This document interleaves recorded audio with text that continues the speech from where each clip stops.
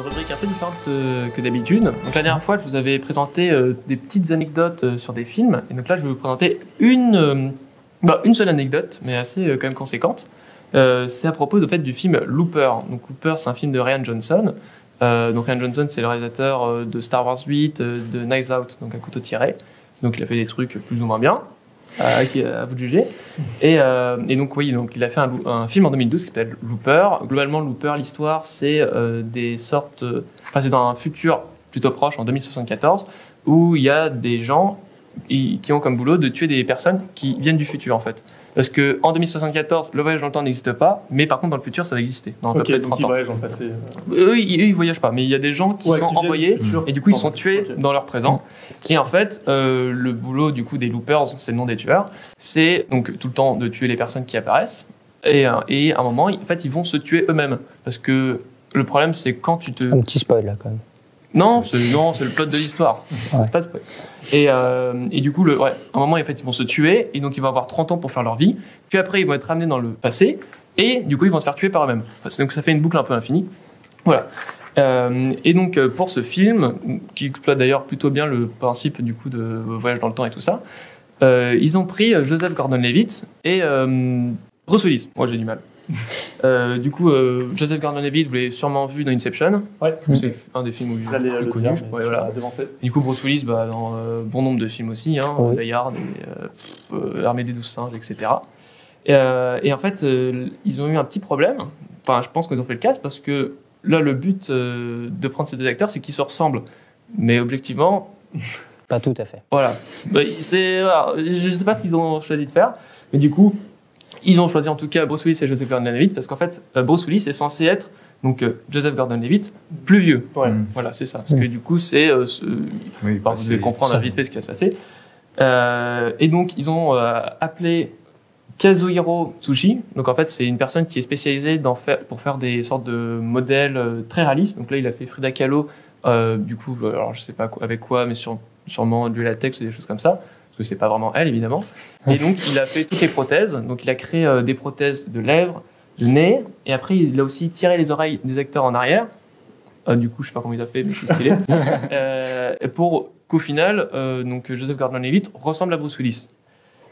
Donc, sur l'image, on voit qu'on ne le reconnaît pas. Parce que du coup, moi, quand j'ai vu le film, je l'ai revu il y a quelques jours, je me suis dit, c'est quand même bizarre, parce que je sais que c'est Joseph Gordon-Levitt. Il y a un truc, on se dit, oui, c'est lui, mais en même temps, on le reconnaît pas. En plus, du coup, il a l'air beaucoup plus blasé parce que à chaque fois, c'était 3 heures pour mettre les poses de latex le matin avant le tournage. Donc tous les jours. Donc on se dit le truc. En plus, dans le film, il est censé avoir les yeux bleus. Et même Bruce Willis n'a pas les yeux bleus. Du coup, les deux acteurs, on leur a rajouté des lentilles pour avoir les yeux bleus. Et sauf que puisqu'ils ont les yeux marrons, il faut des lentilles du coup, qui coupent quand même totalement la couleur marron de l'œil. Et c'est super désagréable. Et en plus, la lentille, la couleur, elle lisse pas avec le temps. Vraiment, c'était une galère, je pense. Peut-être pas hyper agréable quand tu fais plusieurs semaines de tournage. Et du coup, au final, ils ont eu ce résultat-là. N'empêche, je trouve qu'ils se ressemblent quand même pas du tout. Non. Ça marche pas. Il y a un air dans les traits. Il y a un air dans les traits. Je suis pas d'accord avec toi. Je sais pas si le maquillage valait vraiment le coup pour la différence qu'il y a. En fait, ce qu'ils vont essayer de faire dans Looper, c'est utiliser le moins d'effets spéciaux possible. Alors ça se passe dans un futur, du coup forcément il y a de l'effet spécial. Mais quand ils pouvaient, ils faisaient effets pratiques. Par exemple, Yannis, t'as vu le film, des fois il y a des effets un peu de télékinésie où ils font voler des objets. Ça c'est fait avec des câbles et tout ça. Des fils de pêche. Voilà, c'est ça. Et donc là, ils voulaient ne pas faire d'incrustation sur le visage et tout ça pour faire le. Parce qu'on a les technologies maintenant. Ouais, c'est ça. En 2012, en plus, c'était pas totalement au point, je pense. Du coup, ça aurait mal vieilli. Alors que là, puisque c'est des prothèses, ça vieillit pas, du coup. Mais n'empêche, du coup, quand on voit le film, c'est assez perturbant parce que. Du coup, Joseph Gordon-Levitt, en fait, on le reconnaît pas vraiment. Des fois, il y a des gens qui viennent voir des films pour les acteurs, parce qu'on les aime bien, et donc là, il y a pas mal de spectateurs qui ont été assez perturbés, parce qu'ils ont vu un acteur, et on a l'impression qu'en fait, on le reconnaît pas. C'est ça, et surtout, en plus, pour tout ce qui était expression, ça coupe un peu l'expression faciale, parce que du coup, tu as plein de prothèses sur ton visage et tout ça. Et voilà, et du coup, je voulais vous parler de ça, parce que je trouvais ça rigolo de faire...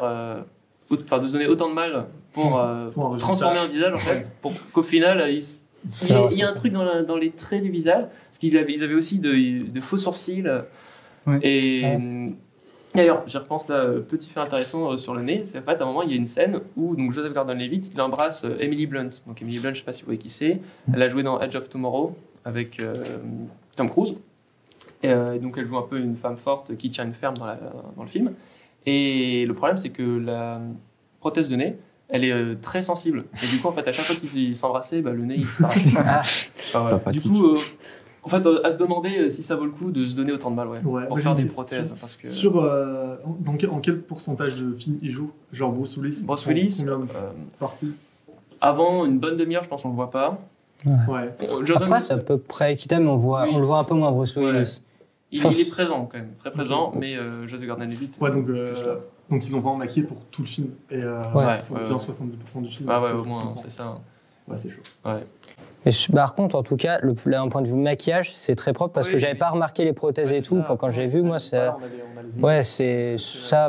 Par contre, vraiment, félicitations pour ça. C'est vraiment du beau boulot. Et ça, les oreilles, il y a un truc quand même, non? Ouais. Du coup, je pense qu'ils ont essayé de les faire ressembler parce que même à un moment pendant le film, je me suis dit, tiens, c'est vrai qu'ils ont les mêmes oreilles. Genre, je me suis dit, c'est un peu bizarre, il y a un truc. Alors, pour celui c'est des plus grandes oreilles, mais puisqu'elles sont collées un peu sur le visage, du coup, tout de suite, ça se ressemble plus. C'est vrai.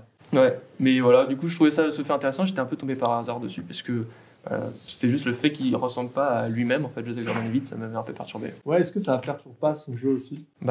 Les expressions, c'est plus dur. J'ai pas vu le film. Dégrimé. Parce que du coup, des fois, il fait un peu des têtes bizarres. Parce que ça va être compliqué, du coup, faire passer les émotions. Parce qu'il y a la fatigue du maquillage le matin. Plus, il doit porter ça toute la journée. Et en plus,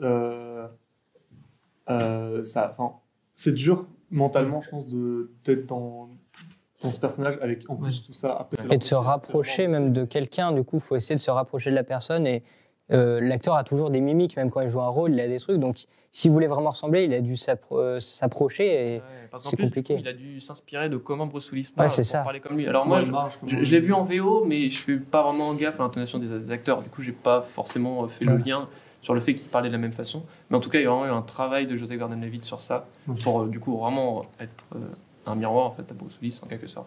Mais en vrai, là, juste sur ces deux images, il y a la même inclinaison de tête, tout ça. Enfin, ça se voit qu'il a réussi. Oui, c'est sûr. Et surtout que là, ils sont vraiment face à face. Là, c'est une scène de restaurant, ils sont en face à face, quoi. Donc, il y a un truc quand même. Oui. Mais quel enfer.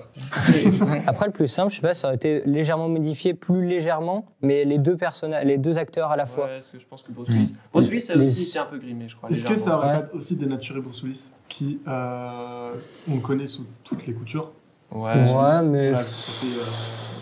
Joseph Gordon-Levitt aussi, il est quand même connu. Ah, mais c'est Bruce Willis. Mais c'est vrai il est plus. Attaque la légende de Die Hard. Ouais, carrément. Tu le prends dans ton fils.